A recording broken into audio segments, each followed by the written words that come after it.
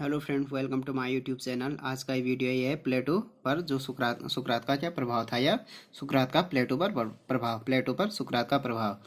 प्लेटो का दर्शन सिर्फ उसकी काल्पनिक मस्तिष्क की उपज ही नहीं, अपितु परिवार, देश काल एवं पूर्वकालीन दार्शनिकों के विचार से भी प्रभावित है। राजनीतिज्ञों के परिवार से संबंधित होने के कारण वह स्वभाव से ही राजनीतिक समस्याओं में रुचि लेने लगा था। प्लेटो के विचारों पर तत्कालीन सामाजिक, आर्थिक एवं राजनीतिक परिस्थितियों के प्रभाव के साथ साथ पूर्ववर्ती दार्शनिकों पाइथागोरस, हिराक्लिटीज, सुकरात आदि विचारकों का भी प्रभाव पड़ा। लेकिन उपयुक्त सभी परिस्थितियों व विचारकों में से प्लेटो पर सुकरात का प्रभाव कुछ ज्यादा ही था। सुकरात का प्लेटो पर निम्नलिखित प्रभाव था।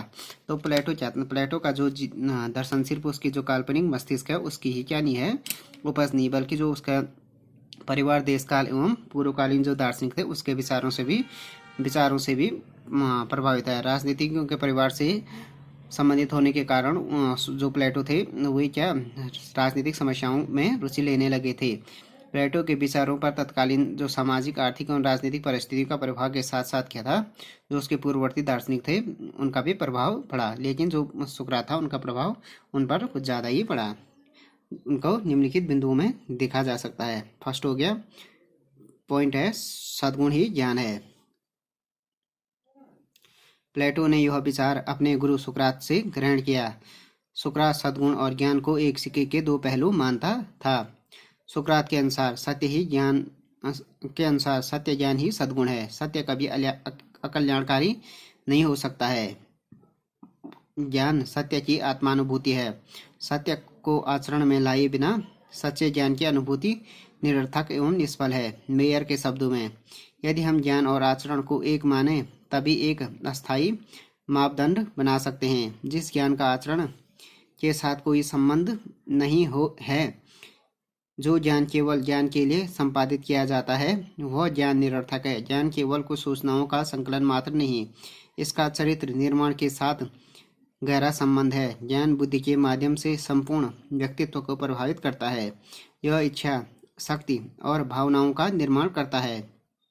साहस, संयम, न्याय आदि सभी गुणों की उत्पत्ति ज्ञान से प्रभावित होती है। साहसी व्यक्ति वही बन सकता है जो भय और निर्भीकता का ज्ञान रखता हो। तो फर्स्ट है कि सद्गुण ही ज्ञान है। प्लेटो ने अपने गुरु सुकरात से ग्रहण किया था, ये सद्गुण ही ज्ञान है। सुकरात सद्गुण और ज्ञान को क्या मानता था, एक सिक्के के दो पहलू मानता था। सुकरात के अनुसार क्या, सत्य ज्ञान ही सद्गुण है। सत्य कभी अकल्याणकारी नहीं हो सकती है। ज्ञान सत्य की आत्मानुभूति है। सत्य को आचरण में लाए बिना सच्चे ज्ञान की अनुभूति निरर्थक एवं निष्फल है। तो प्लेटो ने भी यही फॉलो किया था कि सद्गुण ही ज्ञान है।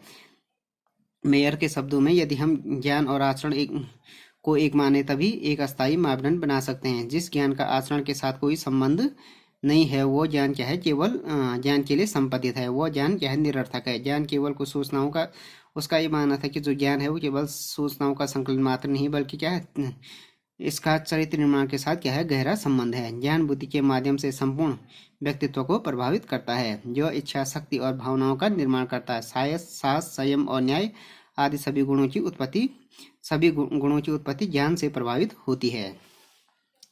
दूसरा हो गया सद्गुण का स्वरूप।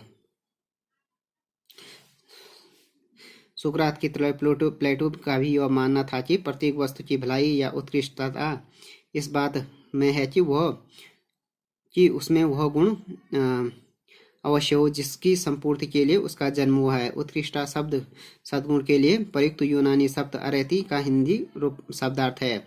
चाकू का गुण होता है काटना। इसका अच्छा या बुरापन इस बात पर निर्भर करता है कि वह कितनी अच्छी या बुरी तरह काट सकता है। ठीक इसी प्रकार मनुष्य भी अन्य मनुष्यों की तुलना में अच्छा या बुरा हो सकता है। जिसकी अच्छाई या बुराई दो तरह की हो सकती है। एक तो होता है अपनी वृत्ति संबंधी, दूसरा हो गया व्यवसाय संबंधी। कोई व्यक्ति अच्छा या बुरा चित्रकार, मूर्तिकार, डॉक्टर या वकील हो सकता है, किंतु वही मनुष्य अच्छा हो सकता है जिसमें दूसरे मनुष्य को अच्छे बनाने वाले गुण प्रचुर मात्रा में विद्यमान हों।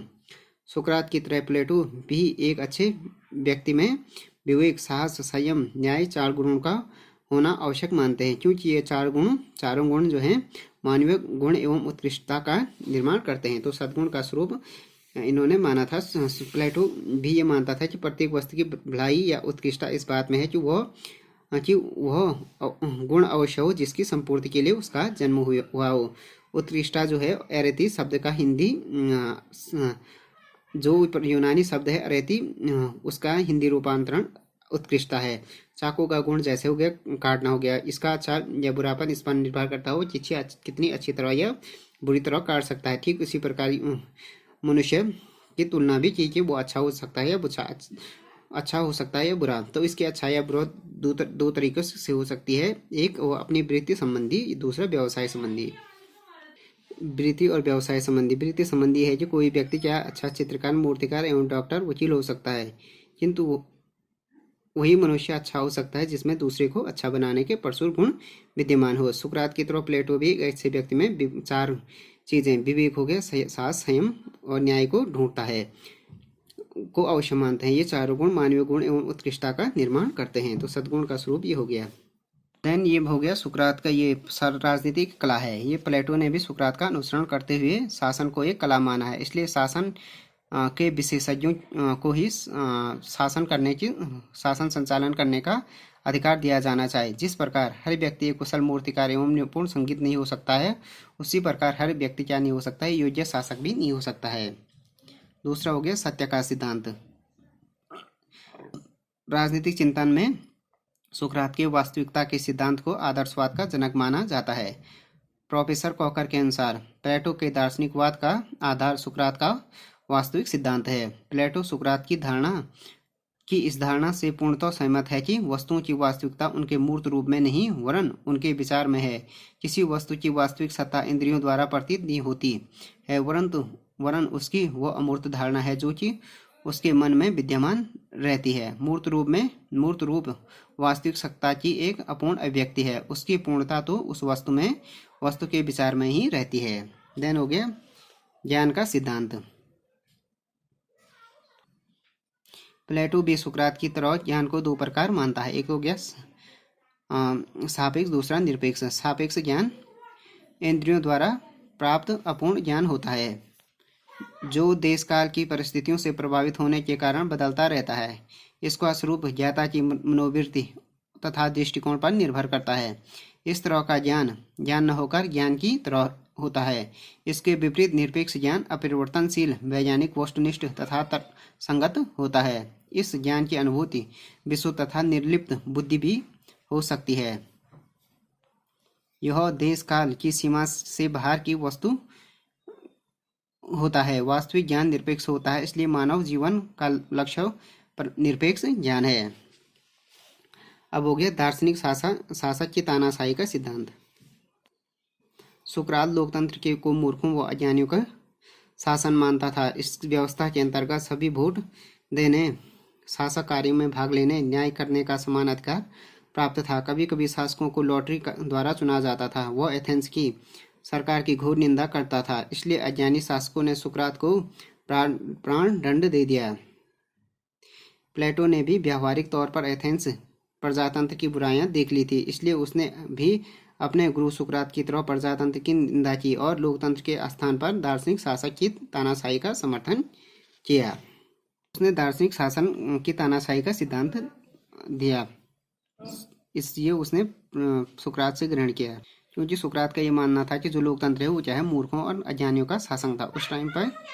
तो ये था कि सुकरात यह मानता था कि जो लोकतंत्र को मूर्खों और अज्ञानियों का शासन मानता था, इस व्यवस्था के अंतर्गत सभी व्यक्तियों को क्या था, वोट देने का अधिकार और शासन कार्य में भाग लेने का अधिकार था। कभी कभी उस टाइम पे क्या होता था कि शासक जो होते थे लॉटरी द्वारा चुने जाते थे।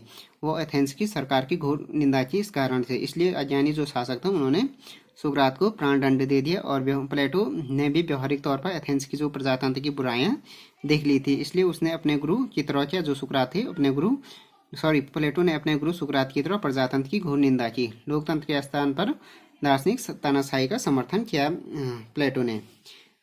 तो ये भी उन्होंने सुकरात से ग्रहण किया। देन हो गया द्वंद्वात्मक पद्धति। सुकरात के समय में यूनान में वाद विवाद द्वारा अपने विरोधियों के विचारों का खंडन अथवा या अपनी विचारधारा को तर्कसंगत ठहराने के प्रयास किए जाते थे। वह सत्य अनुसंधान करने की पद्धति द्वंद्वात्मक पद्धति कहलाती थी। प्लेटो ने भी इस वाद विवाद पद्धति द्वारा सत्य तक पहुंचने के प्रयास किए। उसने अपने समस्त रचनाएं वाद विवाद के रूप में संवादों पर आधारित है। उसकी जो सारी रचनाएं हैं वो वाद विवाद के रूप में संवादों पर आधारित है। अतः प्लेटो ने भी यह पद्धति भी सुकरात से ग्रहण की। तो फ्रेंड्स, ये वीडियो हो गया प्लेटो का जो सुकरात पर जो प्रभाव पड़ा उसके बारे में है video. Thanks for watching this video. If you like this video please subscribe my channel and like share and comment on this video.